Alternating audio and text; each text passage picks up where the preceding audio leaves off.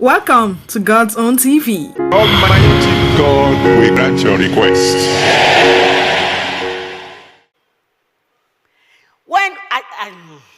When I saw Pastor Tolu's interview and I saw comments, I was just laughing. The church will keep shouting, God hates divorce. He does not hate divorcees.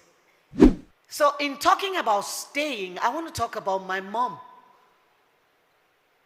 My mother didn't go to school. My mother was one of the gentlest human beings I have ever met up till today. My mother was not educated, but she carried herself with such daintiness, you respected her. My mother picked her battles. I tell you something. When I was younger, my dad was still trying to make it in life and become comfortable. We lived in a face me, I face you kind of house. You know what I mean. And we had many neighbors who also had many children, like my father and my mother had many children. Sometimes while we are playing, tempers will rise and we may fight with the other children. Or, well, generally we beat the other children. I think we were more rugged. So we beat them, then we will run home. We'll run into the house, and my mom usually, she's sitting on her chair by our door. We'll run in, and she'll just still be sitting there. And the mothers of those children will chase us down, enter our house. They won't even talk to my mother sitting there. Enter our house, go in there, and beat us up inside the house. And come out of the house and go, and my mom won't say anything. Not because she was a coward. She will wait for my dad to come home. And she'll say to him, I don't want to disrespect you by fighting. So go and tell that woman who came here or tell her husband that his wife came into my house to beat my children. It should not happen again. That's the kind of person my mother was. But she was also married to a man who didn't care. At least not at the beginning. He cared because he had nothing. And she was the one standing with him. She was the one going to farm with him to pay his school fees. She was the one that stayed when he was going to school, and the white people that came to my village carried him and sent him to school, sent him to England, She was the one there. And one day, many years down the line, he decided he needed another wife. So he takes off. He decided he needed another wife. Not that day. He had been cheating and cheating and cheating. Papa, sure you are in heaven hearing me, no vex, but I have to tell them. He was cheating and cheating all over the place. Then one day he decided to marry one of the women and bring them home. And things shifted in our house. Before he married her, he brought her to the house. And my mom, for the first time I saw a lioness. She stood up. This woman will not enter my house. You cannot bring this woman. My mother was very small. I'm taller than her. My dad was very tall.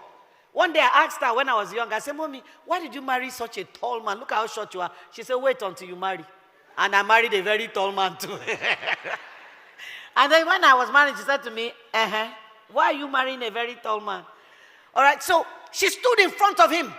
And the woman he brought in was almost as tall as my dad. She was big and beautiful. And my dad, for the first time in my life and in my mother's life, lifted up his hand and slapped my mother. She was pregnant with my youngest brother. He hit her and her nose began to bleed. I was 10 years old. I will never forget that. I remember what my mother was wearing. I remember where she was standing in our house. I remember the look on my father's face when he realized he had slapped this woman. But his pride won't let him back down. And he told my mother, for daring to defy me. Then, that child my mother was giving birth to was number 10. My mom had 11 children. Some didn't survive. The first two I didn't meet. So he told her to go get her bags and leave. Pack your things and get out of my house. And my mom turned with the blood on her nose and went to pack her things. She took the little girl she had brought from the village that was living with us. She said, let me take her back to her parents.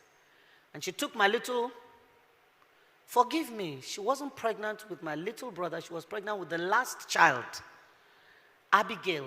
So she took Timothy, who was about 2 years old then, and she was pregnant with Abigail, and she had the little girl. She packed her bags and she went outside. She was trying to get a vehicle. Now, when he hit her and told her to pack her things and leave, he left with the woman.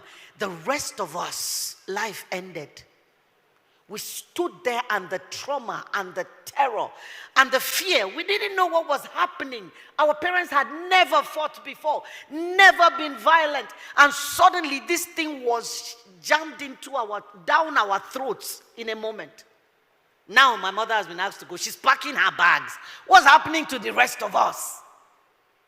And my mom went downstairs and was looking for a vehicle. We were standing on the balcony upstairs crying, looking at my mom. And my dad came back.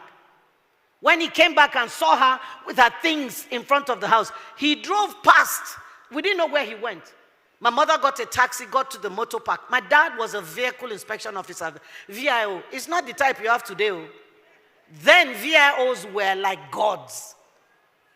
And he went to the park and told every driver in that park, there's a woman coming pregnant with a little boy and a little girl. Any driver that takes her will lose his license. So he told her to go, and he took from her the power to go. My mother stood in that park and nobody would take her. She left and went to outside so she could find the ones that were just driving past. Anyone she was able to stop, somebody will run from the park. If you carry this woman, your license is gone. And they would drive past. My mother got frustrated and sat on her box. Then my dad drove back to the park and told her, enter the car. He carried the box, put it in the car, carried her and brought her back home. There was no apology. There was no remorse. There was no shame. There was more victimization. Because now he was behaving like he did her a favor by bringing her back. There's a place for staying when marriage becomes a death trap. There's a place for staying. Those places are few, and they are usually from a direct command from God. The example I have is Prophet Hosea. God said to him, go and marry a prostitute. When I saw Pastor Tolu's interview and I saw comments, I was just laughing. How convenient it is to sit with your tiny little phone and be typing nonsense that you haven't walked through. I wonder what social media would have said about Hosea then, no? Hey, he cannot be a prophet of God. This one, he cannot be God speaking. Marry prostitute care. Gonorrhea, HIV. He's a false prophet. He brought a prostitute to his house. She left him and went back to the men. God said, go and bring her back. He went and brought her back. She left again. God said, go and pay money and buy her back. Prophet of God. Marrying a prostitute that is not repentant. There's a place for staying. It's usually warfare. God will ask such a person to stay because there is war to be fought or there is a message to be passed across. But there are not plenty. All the other ones that are doing, like Mama Oshika said, Father Lord, if I sent myself, have mercy on me. Many of the people who are staying sent themselves. God did not ask you to stay. Anything that will strip you of personhood is not godly. And abusive marriages do that. They strip you of your sense of personhood, strip you of value. And what is the most heartbreaking is that we sit down and we accept it. It is my cross. Who told you that is what the cross means? I looked at my mom that day and I made a silent vow. See, let me tell you, some of our brokenness comes from watching those broken relationships. We become broken like that too. I made up my mind. I said, no man will treat me this way. I will never take this rubbish from any man. Now, The tragedy of staying when you shouldn't, or there is a way to stay and it is not healthy. It is the staying without hope, staying without leverage, and staying without strategy. If you don't want to go, you want to stay, you cannot be hopeless staying there. If people come to the rehab, we tell them what we want to give you from day one is hope. Because if you take hope from a person, he's done. If you are staying in that space, don't be hopeless there.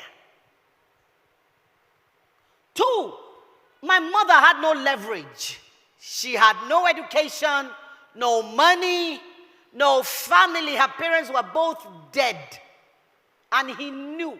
Her siblings were struggling. She was the one that used to take small from my father's house, who was very rich, and give to her siblings. So there was nowhere to go. She had to sit there. Please, those of you listening, don't leave your daughters without a place to go.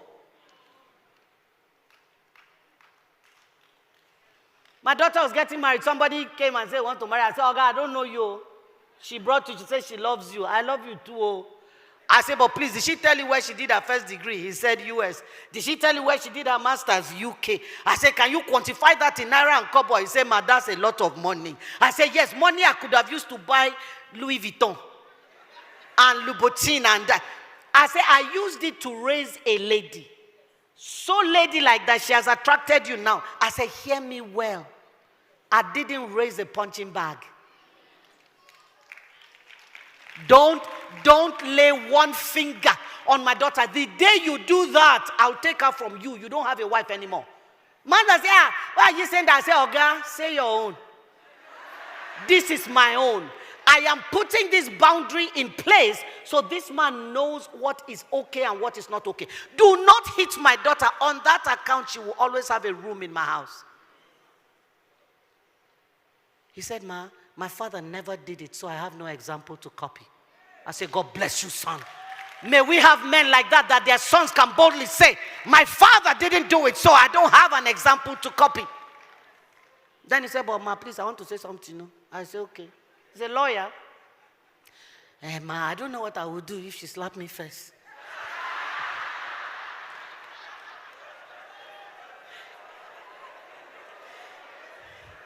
So I said to him, I didn't raise her like that.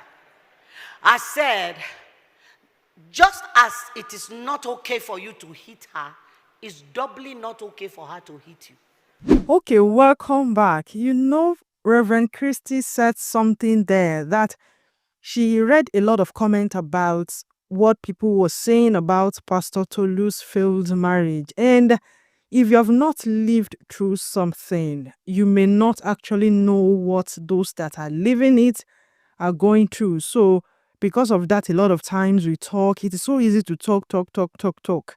But as believers, what should be our response in situations like this? I believe it is about giving one another grace. It's about helping other people, even though we may not support what they did or their decision. Maybe if we are in the same situation, we could have done it differently. But because they are not us, we should understand. And I believe that with this type of mindset, with this type of accepting other people, whether we support or not, whether we like what they did or not, we are going to be able to actually help people. We are going to encourage people to speak up. We are going to encourage people to seek for help. But in a situation where a lot of people are so judgmental, how will other people speak up even though they are dying quietly? And if you listen to this message carefully, you will see that Reverend Christie mentioned also that it is not only women that are going through issues, even some men too. They are in abusive situations. Now, I am not linking this to what happened in Pastor Tolu's marriage because she did not speak much on it. And I believe we don't actually have the right to know what is going on in her life or what went down in her marriage. If she decides maybe in the future to speak about it and maybe to teach people or even to maybe share her own mistakes and everything, glory to God. But some people have been talking, they've been asking, why is she not talking? Why is she not this? They're trying to guess. No, She does not owe us a gist. Our life should not be like gist for us. It should not be a subject of entertainment. Nobody owes us anything. So that is that. But concerning what Reverend Christie is saying, that a lot of men are also going through issues. So when we support our own, when we support people, when we are not so judgmental, I believe that people will find it so easy to speak up. People will find it so easy to trust. And then I believe that we are going to have more wholesomeness in our midst, especially among we believers. All right, so thank you so much for watching this video. In case you want to watch the rest, just search for Fountain of Life TV on YouTube. You're going to be seeing it there, or look into the description box below for the YouTube link. Till I come your way again, don't forget that no matter what you're going through, either in life or in death, you belong to the Lord and He loves you so, so much. Take care of yourself and bye.